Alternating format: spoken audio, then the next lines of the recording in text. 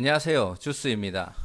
이번 영상은 고바이오랩, 네페사크, A 플러스 에셋 어드바이저 요 세 종목이 청약 일정이 겹치죠. 그래서 이 세 종목 중에 넌 뭐 살래? 한번 선택해보는 시간을 가져보겠습니다. 물론 누누이 얘기 드리지만 시드가 넉넉하신 분들은 뭐 전부 다 들어갈 수도 있을 거고 좋은 종목이라고 판단이 되면, 하지만 전부 다 좋다라고 판단이 된다면 선택을 해서 들어가야 되는 상황이 되겠죠. 사실 제가 이게 처음 영상을 만들었던 종목이죠. 바이브 컴퍼니, 센코, 위드텍 이 세 종목 전부 다 워낙 좋아 보이는 종목들이었고, 사실 일정이 겹치는 거에 대해서 되게 아쉬워하는 분들이 많았었어요. 그래서 이 영상을 제가 표로 만들어서 공유를 했더니 굉장히 좋아하시더라고요. 그래서 일종의 2편 개념으로 지금 고바이오랩, 네페스, A 플러스 에셋까지 한번 만들어 보려고 하고 있는데, 사실 이전에 있던 그 세 종목에 비하면은 지금 이 세 종목은 조금 약하다 이런 느낌은 솔직히 있습니다. 왜냐하면은 고바이오랩, 네페스아크, 뭐 A 플러스 에셋도 일반적인 데이터만 봤을 때는 괜찮은 점이 꽤 있습니다. 뭐 테마성이라든지 실적이라든지. 하지만 위험 요소들을 전부 다 하나씩은 지금 가지고 있다 보니까 사실 청약을 해야 되나 말아야 되나 이것 자체를 고민하시는 분들도 많은 것 같더라고요. 하지만 일단은 청약 일정이 겹치니까 한번 모아서 본다라는 개념으로 봐주시면 좋을 것 같습니다. 자, 고바이오랩 같은 경우에는 네페스 아크와 같은 날짜인 11월 9일, 10일, 11월 9일, 10일 청약이 진행이 되고요. 당연하지만 시드가 부족하신 분은 요 둘 중에 하나를 청약하시게 되면은 둘 중에 하나는 포기를 해야 되는 그런 상황입니다. 지금 보시면은 환불일이 네페사크는 11일이고요. 고바이오랩은 12일입니다. 이 점에서 약간 차이가 나는 게 A 플러스 에셋이 11월 10일, 11일 날 청약이 진행이 되죠. 네페스 아크를 청약을 하게 되면은 A 플러스 에셋이 청약이 가능합니다. 하지만 고바이오랩을 청약을 하게 되면은 청약 일정이 끝나고 환불이 되기 때문에 청약이 불가능해지죠. 그래서 세 개가 일정이 겹친다라고 이야기를 드렸던 거고요. 상장일은 고바이오랩이 18일, 네페사크가 17일, A 플러스 에셋이 11월 20일로 지금 확인이 되고요. A 플러스 에셋 같은 경우에는 IPO 스탁에는 아직 상장일이 안 떴는데 38 커뮤니케이션에서는 떴더라고요. 그래서 그 기준으로 상장일을 적었습니다. 그리고 이거는 뭐 여담인데 IPO 스탁에서 이게 상장 순서를 매길 때 고바이오랩이 네페스 아크보다 위쪽에 있더라고요. 근데 실제로 환불일이나 상장일은 네페스 아크가 먼저 진행됩니다. 혹시나 착각하는 일이 없었으면 좋겠습니다. 그리고 공모가 밴드는 고바이오랩은 18,000원에서 23,000원이었는데 공모가 밴드 하단에도 훨씬 못 미치는 15,000원에 확정이 되었고요. 거기에 따라 시가총액은 2,312억입니다. 네페스아크는 23,400원에서 26,500원이었는데 최상단이 26,500원에 확정이 되었고요. 그리고 2,286억의 시총을 기록하게 될 것 같습니다.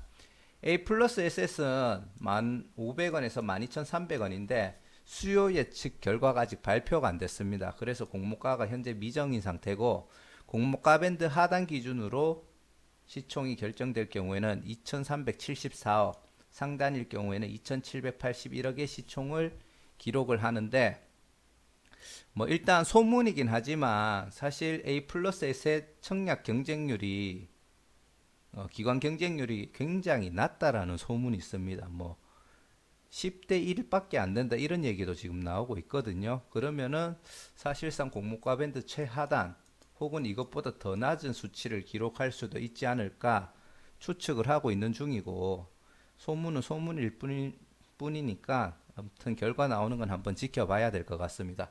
개인적으로 일반적인 데이터는 A 플러스 에셋이 조금 나쁘진 않았다고 저는 판단하거든요. 그래서 기관 경쟁률이 조금 준수하게 나와주면은 조금 편하게 청약을 할 수 있지 않을까 그렇게 생각을 하고 있고요. 그리고 고바이오랩은 바이오 테마로서 신약 개발을 하죠. 마이크로바이옴을 우리 미생물을 이용한 신약 개발을 하는 업체고요. 네페스아크는 반도체 테마를 가진 반도체 후공정 검사를 대행해주는 업체라고 보시면 됩니다. 그리고 A 플러스 SS는 보험 판매 대행, 영상에서 얘기 드렸듯이 GA 회사죠. 보험 회사가 아닌 보험 판매를 대신해주는 업체입니다. 그리고 테마는 보험, 향후에 뭐 플랫폼 관련된 사업도 할 예정이고요.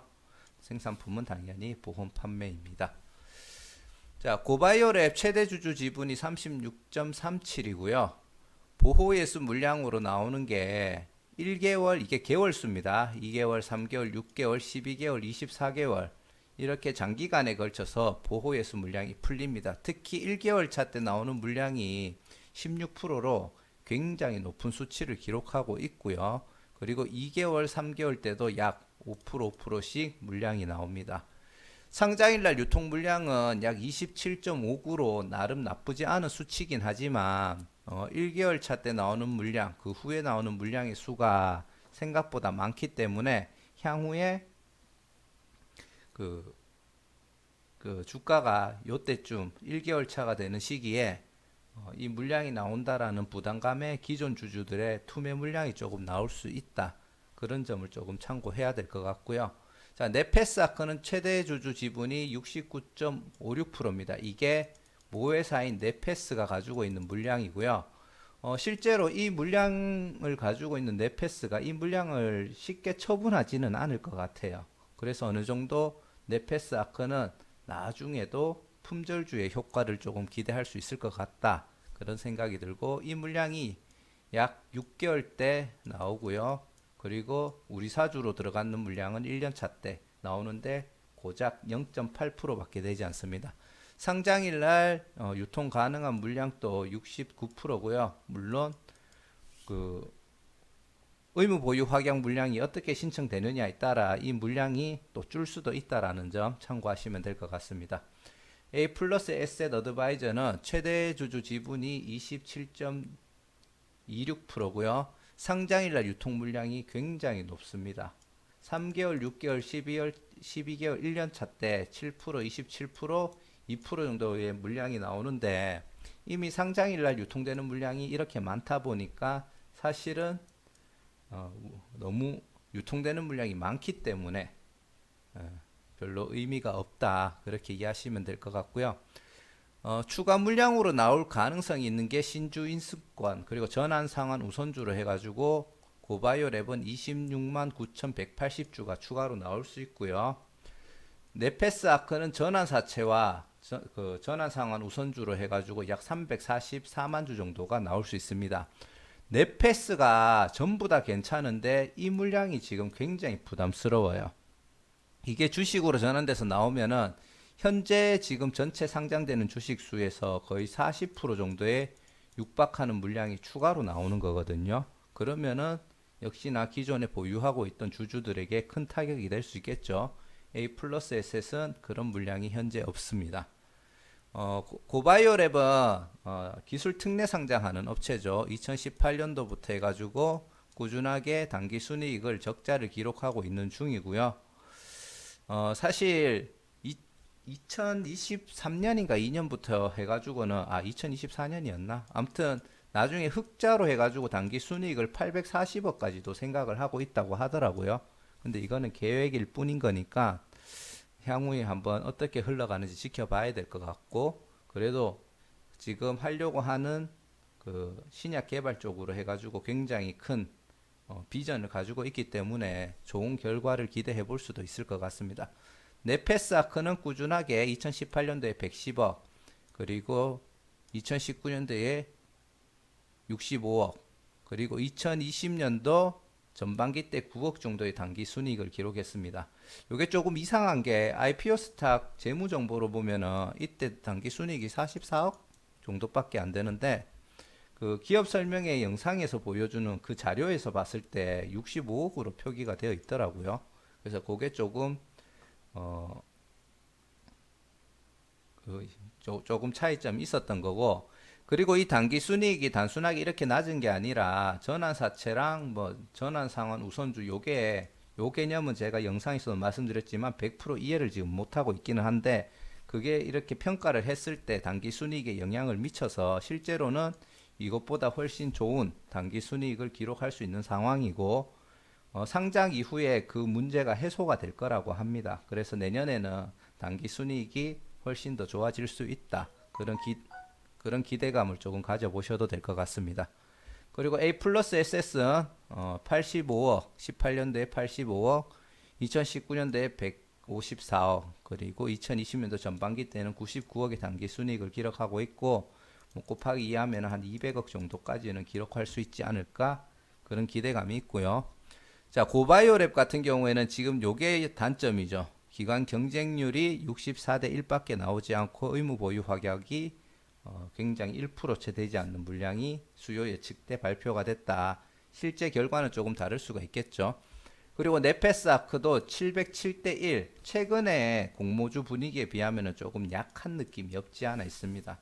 사실 이 정도 조건이면은 거의 뭐 1000대 1 이상은 나와야 된다라고 생각을 하는데, 아무래도 요 조건들이 조금 부담되지 않았나 싶고요. 그리고 이 조건에 힘입어 또 의무 보유 확약 물량 비중도 굉장히 낮습니다. 그리고 요거는 제가 생각하는 가장 큰 문제점이고, 네페스아크 같은 경우 현재 공모가가 고평가가 되었다라는 이야기가 좀 많더라고요.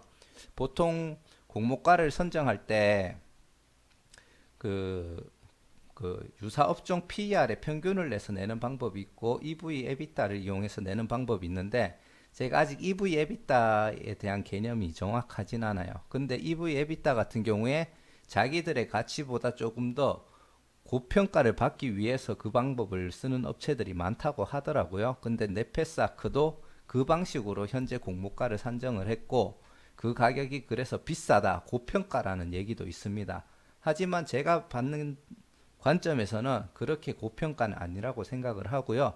다른 유튜버나 전문가들도 사실 네페스가 앞으로 성장할 거를 생각하면은 지금 공모가가 절대 비싸지 않다라는 의견도 생각보다 많더라고요. 그래서 저는 그 부분은 크게 문제가 안 될 거라고 생각을 합니다. A 플러스 SS는 기관 경쟁률 의무 보유 확약이 아직 발표가 안 된 관계로 나오지 않았습니다. 아까 전에 얘기 드렸듯이 정말 소문대로 10대 1이라면 의무 보유 확약 물량은 없을 확률이 좀 높겠죠. 그리고 요거는 제가 고바이오랩 IPO 영상 제작할 때 빠뜨렸던 내용인데, 고바이오랩 같은 경우에 환매 청구권이 행사할 수 있는 권리가 있습니다. 그래서 이거는 청약했는 물량에 한해서예요. 내가 이 주식을 그냥 상장 후에 매매를 통해서 사면은 이거는 그 사람은 할 수 없는 겁니다. 청약을 해가지고 내가 주식을 10주를 받았는데, 지금 보시면은 신주 인수권 행사 가격이 15,000원이죠. 이게 공모가예요. 요 공모가를 그대로 적은 거고, 일반 청약자 환매 청구권 부여 수량은 40만 주입니다. 이 40만 주는 청약을 했는 사람이 받아간 40만 주를 이야기를 하는 거고요. 그리고 여기에 공모가의 10% 할인에 해당하는 13,500원에 우리 증권사가 그 주식을 다 사주겠다라는 조건이거든요. 그러면은 이게 뭐냐 하면은 쉽게 말해서 15,000원에 제가 청약해서 주식을 받았습니다. 10주를. 그러면은 얘가 예를 들어 만원까지 가격이 떨어졌어요. 그러면은 시장에서 매도를 던지는 게 아니고 이거를 환매 청구권을 행사해 가지고 하게 되면은 주식 10주를 회수해 가고 13만 5천 원을 돌려주는 그런 시스템입니다. 그렇기 때문에 어느 정도 청약을 했는 물량 같은 경우에는 밑에 하방으로 보험이 들어가 있다, 그렇게 생각을 하시면 되고, 최대 손실은 10%다. 다만 내가 팔거나 매수를 하는 순간 그 권리는 사라집니다. 그리고 상환전환 우선주 관련해 가지고 제가 살펴봤는데, 요번에 고바이오랩도 그렇고 네페스아크도 그렇고 A 플러스도 그렇고 이 얘기들이 전부 다 포함이 되어 있더라고요. 그래서 조금 공부할 수 있는 좋은 기회가 됐는데 네페스아크 같은 경우에 전환 상환 우선주 발행이 요렇게 해서 총 양일간에 걸쳐가 187만 주 정도가 지금 떠 있죠. 그래서 보시면은 보통주 발행 현황에 유상증자로 해가지고 RCPS에서 요 숫자가 그대로 들어가 있습니다. 자, 근데 이거는 우리가 그 주주 구성을 볼 때 상장 후에 총 주식 수에 이 수량이 포함이 되어 있진 않아요. 왜냐하면 얘는 아직 보통주로 전환이 돼서 그 주식에 포함되는 주가 아니고 이대로 가지고 있다가 그냥 돈으로 받을 수도 있고 주식 보통주로 전환이 가능할 수도 있다라는 겁니다. 그 말인즉 나중에 이 주식 수가 이 권리가 있는 사람들이 나 보통주로 주세요 하면은 현재 있는 주식 수에 이 주식 수가 더해질 수가 있다라는 점 참고하셔야 되고, 이게 또 A 플러스 에셋 어드바이저는 현재 전환 상환 우선주가 발행된 거는 없고요. 과거에 요렇게 290만 주가 발행이 되었다가 그 중에 절반은 RCPS 상환이라고 되어 있죠. 이거는 돈으로 돌려준 거겠죠. 그리고 RCPS 전환이라고 해가지고 146만 1539주가 보통주로 전환이 돼서 총 주식수에 더해지는 모습을 볼 수가 있습니다. 뭐 댓글로 제가 이 개념을 잘 몰라서 전환사채하고 도대체 다를 게 뭐냐라고 이야기를 했는데, 전환사채 같은 경우에는 부채로 잡히고요. 전환상환 우선주는 자본으로 잡힌답니다. 근데 이게 어떻게 단기순이익에 표기가 되고 영향을 주고 재무제표에 어떤 표기가 되는지 사실 거기까지는 잘 모르는 관계로 제가 설명을 아직 할 수 없는 상태인 것 같고, 또 고바이오랩도 요거를 IPO 스탁에 들어가서 보시면은 또 요거랑 조금 다르게 표기가 돼 있어요. 그래서 일부러 헷갈리실까봐 넣지는 않았는데 이것도 100% 이해된 상태는 아니라는 점 참고하시면 될 것 같고요. 자, 그리고 그 다음 혹시 청약 일정이 겹치는 애들 또 넌 뭐 살래 시리즈 한번 해야 되겠죠. 그래서 찾아보니까 11월 말일 날 청약 예정인 5종목이 심지어 4종목은 날짜가 겹칩니다. 그리고 전부 다 환불일이 26일인데 MBT라는 종목은 24일, 25일 날 청약을 하기 때문에 결국 이 5종목이 한번 다 비교를 해가지고 그 중에 제일 좋은 종목을 또 찾아야 될 것 같아요. 그래가지고 이때는 또 어떻게 만들어야 되나 벌써부터 조금 고민이 되기 시작합니다. 일단 뭐 그렇게 아시면 될 것 같고, 물론 이전에 얘기했던 바이브 컴퍼니 센코 위드텍에 비하면은 조금 뭔가 허술하고 조금 약한 감이 없지 않아 있지만 이 데이터를 참고해서 어떤 종목을 청약할지에 대해서 한번 결정해 볼 수 있는 시간을 가지면 좋을 것 같습니다. 자, 영상 끝까지 봐주셔서 감사드리고요. 누누이 말씀드리지만 구독과 좋아요, 알람 설정도 한 번씩 부탁드리겠습니다. 감사합니다.